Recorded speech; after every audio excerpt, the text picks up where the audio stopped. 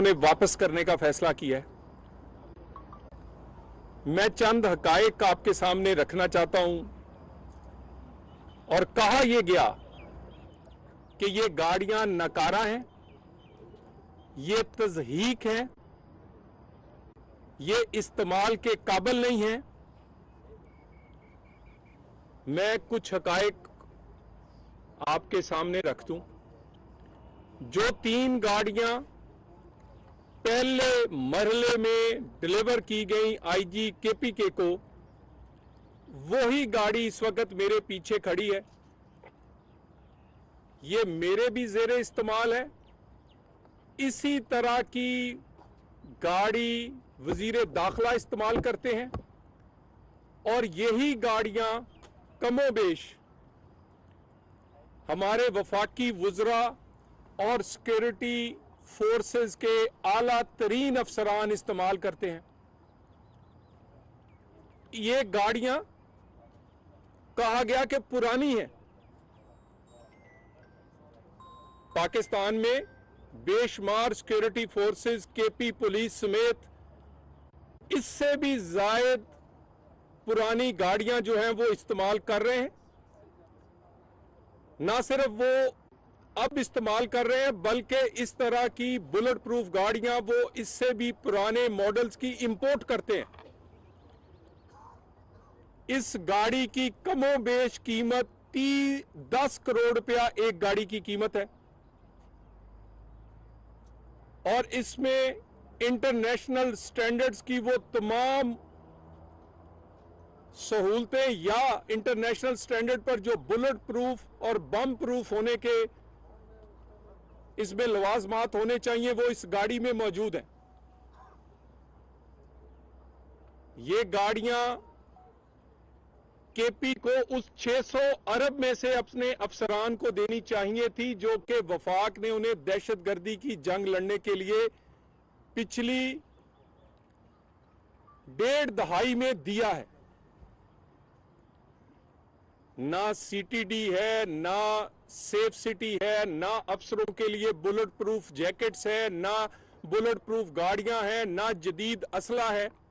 ये सिर्फ गाड़ियां कल कुछ दिन पहले डिलीवर नहीं की, बल्कि आईजी केपी को वजीर दाखिला ने कहा कि आपकी पुलिस के लिए वजीर आजम के हुक्म पर वफाकी हुकूमत ने अपना पेट काट के बुलेट प्रूफ जैकेट्स, रात को देखने के लिए इक्विपमेंट, जदीद तरीन ड्रोन समेत हथियार वो भी आपके लिए लिए हैं और कब आपको डिलीवर किए जाएं, अगर आज टाइम है तो आज ही आपको डिलीवर कर दिए जाएंगे। कितनी अफसोस की बात है कि खुलूस से दिल से और पेट काट के वफाकी हुकूमत के उस बजट से जो गाड़ियां और साजो सामान केपी के उन बहादुर अफसरान और जवानों के लिए दिया गया, वो सियासत की नजर कर दिया आपने। मेरी इस गाड़ी को आपका हर कैमरामैन या आपका हर भाई जानता होगा कि ये हमारे इसी तरह की, मेरे समेत सबके गाड़ियां जेरे इस्तेमाल है। किसी ने शिकवा नहीं किया कि इसका मॉडल पुराना है, इसकी लाइट पुरानी है। इस तरह के फैसले करते हुए इसकी वजूहात क्या है? एक वजह तो यह हो सकती है जो कि नजर आती है पिछली 1.5-2 दहाई से कि दहशतगर्दों के खिलाफ आप लड़ना ही नहीं चाहते। आपके अंदर खौफ है, आपके पॉलिटिकल मोटिव्स हैं। आप इस जंग को इसलिए नहीं लड़ रहे कि इससे रियासत ब्लैकमेल किया जा सकता है। आपने इसीलिए पिछले 13 साल में वफाक को आपको गाड़ियां देने की जरूरत ही ना पड़ती अगर आप भी पंजाब और सिंध की तरह अपनी गाड़ियां खरीद चुके होते, अपने लिए साजो सामान ले चुके होते, अपने अफसरान को ट्रेन करके और उसके पीछे खड़े होते। एक तो ये वजह है, और दूसरी ये सुहेल बुजदार लगाया गया है। दनिस्ता लगाया गया है, सोच समझ के लगाया है कि ऐसा कम अकल और बचगाना सोच वाला बंदा लगाया जाए जिसको कौमी मुफाद और अपनी जिम्मेदारी जो उसने हलफ उठाया है उसकी बजाय वो सियासी पॉइंट स्कोरिंग और अपने बानी को खुश करने के लिए बयानात और इस तरह के ड्रामे करे। अगर आपको ये बुलेट प्रूफ पसंद नहीं आई थी तो वजीर आला साहेब अपनी बुलेट प्रूफ जो बड़ी महंगी है वो दे देते ना। जंग तो वो लड़ रहे हैं, आप तो जंग नहीं लड़ रहे, आप झग मार रहे हैं, ड्रामे करते हैं। अपनी घर वो बुलेट प्रूफ जिसमें रोज आगे पीछे बैठ के और 4-4 बुलेट प्रूफ लेके घूमते हैं वो उनको दे दें फिर, अगर आपको ये मॉडल नहीं पसंद था तो। कोई ऐसे फैसले जो पाकिस्तान के आइन के आर्टिकल 148 के तहत सूबा इंडिपेंडेंट नहीं कर सकता, ऐसे फैसले जिसके असरात वफाक पर और पाकिस्तान पर हो, 148 के तहत आप आजाद नहीं है कि आप ऐसे फैसले करें कि पूरे पाकिस्तान में उसका तासर और उसके असरात जाएं। दहशतगर्दी की जंग पूरे पाकिस्तान की जंग है। वजीर आला बदलने से यह जंग नहीं रुकेगी, सोच बदलनी पड़ेगी आपको। वजीर आला बदलने से नेशनल एक्शन प्लान से यह जंग जारी रहेगी और इंशाअल्लाह ताला जीत की तरफ बढ़ रही है, जल्द इसकी जीत होगी। अफसोस की बात तो यह है कि जो जवान, जो बहादुर पुलिस के अफसरान और जवान लड़ रहे हैं, निहत्ते लड़ रहे हैं, बगैर किसी इक्विपमेंट के लड़ रहे हैं, जिनको आपने मैदान जंग में छोड़ के उसके पीछे भी आप नहीं सियासी तौर पे खड़े, वो शहादतें दे रहे हैं और आप अपनी सियासी पॉइंट स्कोरिंग के लिए इस तरह के इक्विपमेंट वापस कर रहे हैं ताकि रियासत की कमजोर कभी होगी तो आपको फायदा होगा, दहशतगर्द तकड़े होंगे तो आपकी सियासत को फायदा होगा। अपने जहन से निकाल दें, किसी अफसर पे वो हुक्म बाइंडिंग नहीं है जो आइन और कानून के तहत नहीं है। ये बुजदार सोचे समझे मंसूबे से लगाया गया है और इसका ये फैसला बता रहा है कि इसको मुस्तकबिल के लिए क्या एजेंडा या किस वजह से इसको वजीर आला बनाया गया। मुझे ये बताइए, जब से वजीर आला बदला है, क्या पीटीआई ने कहा कि वजीर आला इसलिए बदला है कि उन्होंने सेहत और तालीम में काम नहीं किया?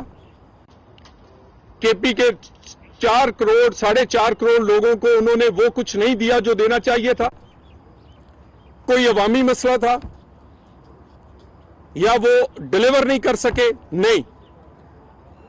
एक बात, हम ऑपरेशन नहीं होने देंगे, हम एक्शन नहीं होने देंगे।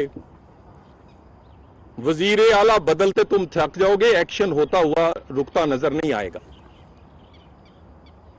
वजीर आला बदलने की वजह कोई अवामी या अवाम को दी गई सहूलतों के बारे में नहीं था, किसी ने सुना हो। और जब से ये वजीर आला आए हैं, ये वजीर आला आए हैं, ये उस दिन से कभी आपने सुना हो कि इन्होंने कोई अपना एजेंडा दिया है कि सेहत के लिए, तालीम के लिए, लोगों के लिए, जिंदगी आसान करने के लिए, लॉ एंड ऑर्डर के लिए इनका क्या मंसूबा है? कोई बात नहीं।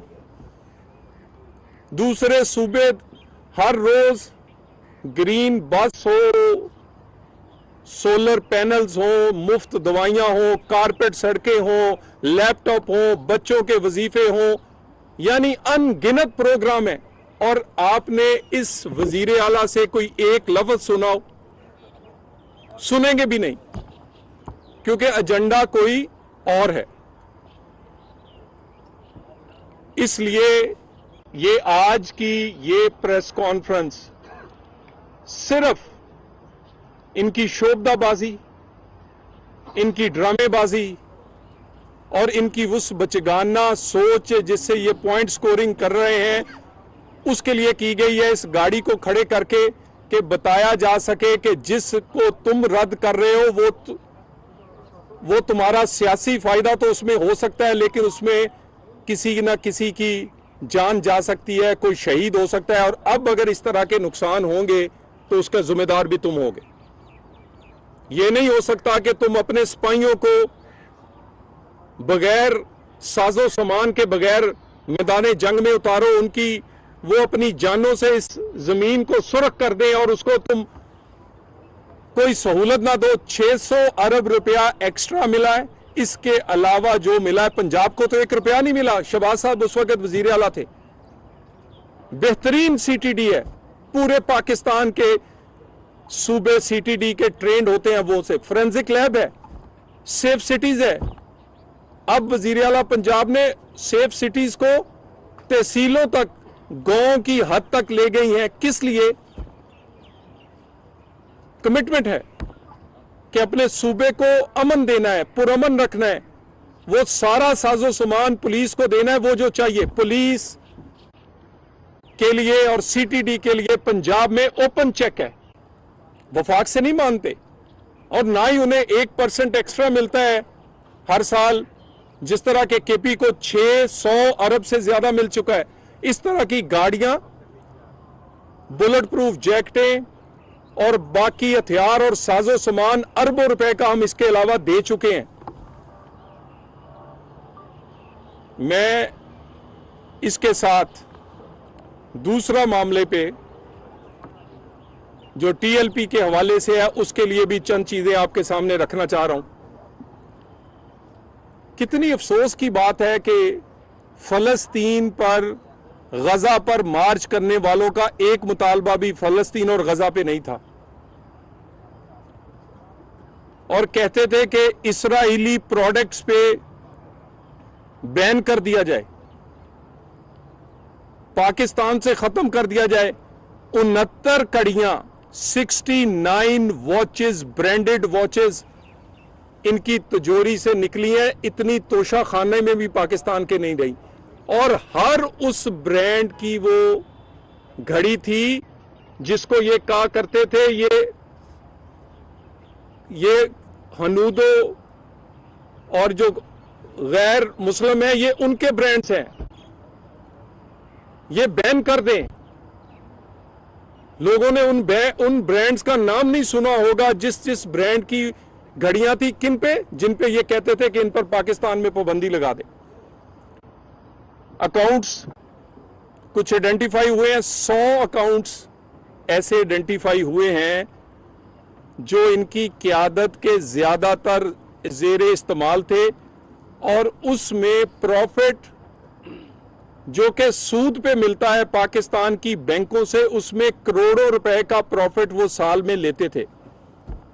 यानी जिस सूद पे ये कहते हैं लोगों को कि आप पाबंदी लगा दें, बैंकों में पैसे ना जमा कराएं, कुछ ना करें, उसी प्रॉफिट से अपने प्रॉफिट ले रहे हैं उन पैसों से जो लोगों ने इन्होंने डोनेशन दिए हैं। और 100 अकाउंट्स ऐसे हम पब्लिक करने जा रहे हैं जिनमें इनकी करोड़ों रुपए की ट्रांजैक्शंस हैं, और उस ट्रांजैक्शन में करोड़ों रुपए का प्रॉफिट इन्होंने उसी बैंकिंग सिस्टम से लिया है जिसको ये कहते हैं कि सूद हराम है। आज के दिन तक लापता है।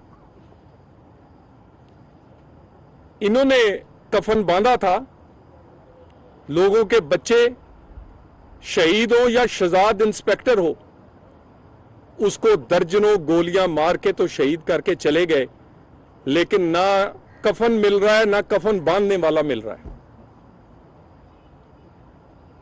पाकिस्तान ऐसी मनफी सियासत और पाकिस्तान ऐसी मनफी सरगर्मियों का मुतहम्मिल नहीं हो सकता।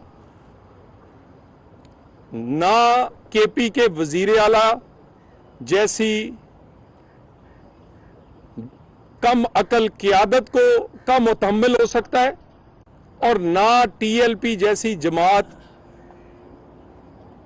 जिसका मसला ही कोई और है जो आज तक समझ नहीं आया, जिसका जो इंतहा पसंदाना एक सोच रख के इस पाकिस्तान में से न जाने क्या, एक साइड पर अफगानिस्तान हमलावर था, अफगानिस्तान हमारे लोगों पे बमबारी कर रहा था, और दूसरी साइड पर मुरीद के में टीएल पे के लोग डायरेक्ट गोलियां हमारे सिपाहियों पे चला रहे थे। दर्जनों लोग आज भी जख्मी हैं, अपाहज हैं, लाचार हुए हैं, शहीद आपके सामने है। ये किस गोली से हुआ है? तो इस तरह की सियासत और इस तरह की मनफी सियासत वो केपी का वजीर आला करे या टीएलपी की क़यादत करे, पाकिस्तान में उसकी गुंजाइश खत्म होती जा रही है और ये खत्म हो जाएगी। Thank you very much. Salal साहब, खैबर पख्तूनख्वा की आपने बात की, दहशतगर्दी की और फिर ऑपरेशनों की, 22 ऑपरेशन हुए टोटल आज तक। तो न दहशतगर्दी खत्म हुई, न लोग महफूज है, न फौजी महफूज है, न पुलिस वाला महफूज है, न क्लास 4 महफूज है। क्या वजह है ये दहशतगर्दी की? और साथ साथ यहाँ पे इस्लामाबाद से इस तरह से एक ऑफिसर अगवा हुआ है मोहम्मद उस्मान, उसकी क्या अपडेट्स है? क्या इस्लामाबाद पुलिस लोगों की जान और माल की तहफ़्फ़ुज़ में नाकाम है? देखिए, पाकिस्तान में दहशतगर्दी पर पहले भी ऑपरेशंस हुए और 2017-18 इस बात का गवाह है कि पाकिस्तान में दहशतगर्दी तकरीबन ख़त्म हो गई थी। सिक्योरिटी फोर्सेस जान देती थी, लड़ती थी, मगर सियासी फोर्सेस उनके पीछे खड़ी होती थी, तो रिजल्ट दिनों में आया था। नवाज शरीफ के दौर में यही दहशतगर्दी फाटा से लेकर कराची तक और कोयटा से लेकर खैबर तक खत्म हुई थी। अब सिक्योरिटी फोर्सेस जान दे रही हैं, लड़ सकती हैं, कैपेसिटी रखती हैं। सियासी फोर्सेस को पीछे खड़े होना है। जब तक केपी ये कहता रहेगा बात करें भाई तुम अपना काम करो। बात कब करनी है, किससे करनी है, वफाकी हुकूमत का काम है। तुम्हारा काम है काम करना। बताओ तुम्हारा सूबा क्यों महफूज नहीं है? बाकी सूबे जिन्होंने सीटीडी बनाई, जिन्होंने इन्वेस्ट किया अपनी पुलिस पे, जिन्होंने सेफ सिटीज बनाए, फोरेंसिक लैब्स बनाई, जिन्होंने सियासी क़यादत पीछे खड़ी हुई, जिनके वहां तो दहशतगर्दी नहीं है। तो बात यह है, नालायकी और नाहिली जो है वो केपी के लोगों की जाने नहीं, बल्कि वो बिल्कुल दीमक की तरह केपी को नुकसान पहुंचा रही है। डिप्टी डायरेक्टर मोहम्मद उस्मान, सलाल साहब, सुहेल अफरीदी जो है वज़ीर आला, सुहेल अफरीदी जैसी क़यादत पाकिस्तान में शामिल नहीं हो सकता। तो आइन में तो एक ऑप्शन है सर, आइन पे इजाज़त है, विफाक को इजाज़त है, आइन में है गवर्नर राज, क्योंकि आपने कहा मुताहम्मिल नहीं हो सकता ऐसा वज़ीर आला का। कहीं पे गौर हुआ है, कहीं पे ऑप्शन हुआ है, या कहीं तजवीज़, या क्या ये ऐसी अफवाहें हैं? देखिए, हम नहीं चाहते कि किसी जगह भी कोई ऐसा इकदाम उठाया जाए जो कि सियासी तौर पर जिसकी इजाज़त तो है आईनी तौर पे, लेकिन सियासी तौर पे इस तरह के इकदाम नहीं उठाने चाहिए। हम तो चाहते हैं कि केपी की हुकूमत, उसके पास मैंडेट है, वो अपने केपी के लोगों को महफूज करे। आज ज़रा इस्लामाबाद के हॉस्पिटल देखें, 50% से ज़्यादा मरीज हमारे वो भाई बहन हैं जो केपी से आए हैं, क्योंकि कोई अस्पताल नहीं है। यहां की कॉलोनियों में ज्यादातर लोग आबाद वो हैं जो हमारे केपी से आए हैं, क्योंकि वहां वो अपने आप को महफूज नहीं समझते। तो जिनका मैंडेट है वो काम करें। आइन में दी गए जो इख्तियार हैं उनको इस्तेमाल करने से गुरेज करते हैं। हर सियासी हुकूमत के वो ना इस्तेमाल करना पड़ेगा। हुकूमत टीएलपी के ऊपर पाबंदी लगाने जा रही है। दूसरा, साद रिजवी के मुतल्लिक़ कहा जा रहा है कि वो कहीं महफूज हाथों में है। तो कितने दिन गुजर गए हैं, हमारी सिक्योरिटी एजेंसी क्या कर रही हैं? साद रिजवी का अभी तक पता क्यों नहीं चल सका? देखिए, जो टीएलपी के हवाले से पंजाब हुकूमत ने एक रेफरेंस भेजा है जिसमें बहुत सारे हकायक हैं और आंखें खोल देने वाले हकायक हैं। कितना नुकसान किया है, किस तरह का इनका तर्ज अमल है, और कौन इतने शवाहिद उसके अंदर भेजे गए हैं कि वफाकी हुकूमत, इंटीरियर मिनिस्ट्री जो है वो उस पर काम कर रही है। उस पर बाकी जो आईनी और कानूनी चीज़ें हैं उस पर उसके तहत काम कर रही है। मज़ीद इस पे ड्यू डिलिजेंस जो है, मज़ीद इन तमाम जो हमें क्वाइफ भेजे गए उनकी तहकीक उस पे कर रहे हैं, उसके बाद इसका फैसला कर दिया जाएगा। ये बताएं कि ये दहशतगर्दी के खिलाफ जो जंग है, ना ये केपी की है ना इस्लामाबाद की, पाकिस्तानी कौम और पाकिस्तान का इसमें नुकसान है। आपने आज प्रेस कॉन्फ्रेंस की, कल आपके खिलाफ पेशावर में प्रेस कॉन्फ्रेंस हो जाएगी, ये आवाम का और पाकिस्तान का क्या बनेगा? देखिए, जिन लोगों ने उन्हें वोट दिए उनका गिरेबान पकड़े। मुझे ये बताएं कि ये वजीर आला अपनी उस पुलिस के सामने कैसे खड़े होगा जिनको ना हथियार दिए हैं, ना इन्होंने अपना सियासी साथ दिया है। यानी जो देना चाहिए था वो अगर उन्हें मिल रहा है तो उससे भी महरूम किया। मेरी तो समझ से बाहर है कि ऐसा बंदा अपनी फोर्स को लीड कैसे करेगा। खुद बुलेट प्रूफ गाड़ियों में बैठे हुए सुहेल बुजदार अपनी अफसरों को चाहते हैं कि वो निहत्ते उतर जाएं इस जंग में। तो मेरा ख्याल है ये केपी के लोगों को इनसे पूछना चाहिए कि ये सवाल कि ये क्यों कर रहे हैं। तो ये बताइएगा कि मौलाना फजल रहमान ने दी थी और कितनी गाड़ियां वापस आ गई। दूसरा, आपने टीएलपी के हवाले से कहा था कि ये किराए पे रखे हुए हैं, तो क्या आपने नाम नहीं था लिया, लेकिन आपका इशारा क्यों उन्हीं की तरफ है जिन्होंने फैजाबाद यूनिफॉर्म के अंदर इनको पैसे तकसीम किए थे? आप बताएंगे किन्होंने इनको किराए पे रखा हुआ है?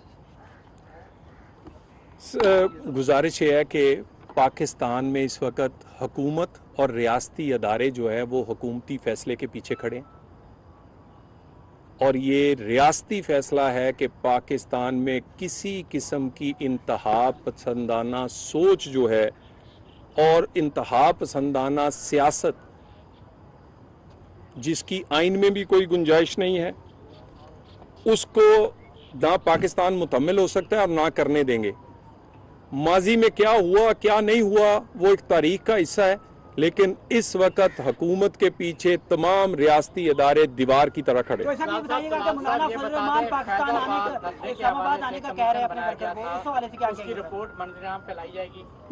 आप भी बताएं, आप क्या कह रहे हैं? मौलाना फजल रहमान ने अपने वर्कर्स को इस्लामाबाद आने का कहा है, तो उस हवाले से भी कोई इंतजाम कर रहे हैं?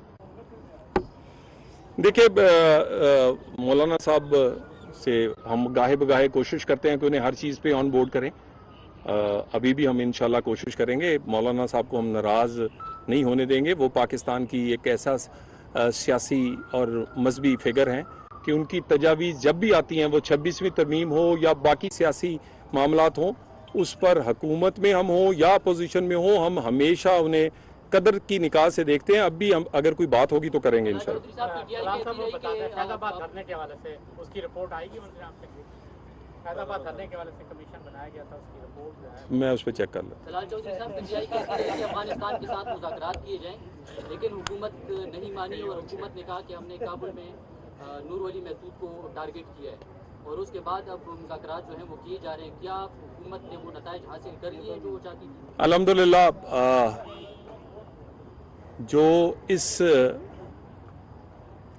जो पाकिस्तान ने रिटेलिएट या पाकिस्तान ने अपने दफा में किया था अफगानिस्तान के अंदर और अफगानिस्तान की सरहदों पे, और उसके बाद जो दोहा में बातचीत हुई है उसके इंशाल्लाह ताला कुछ तो आपको वीडियोस और कुछ बहुत सारे चीज़ें जो हैं वो नज़र आनी शुरू हो गई हैं कि वो लोग जो दहशतगर्दी कर रहे थे और अफगानिस्तान की ज़मीन को इस्तेमाल कर रहे थे, उनको बहुत इस बातचीत की और इस एग्रीमेंट की तकलीफ हुई है, क्योंकि उन्हें लग रहा है कि अब वो उस तरह शायद ऑपरेट नहीं कर सकेंगे।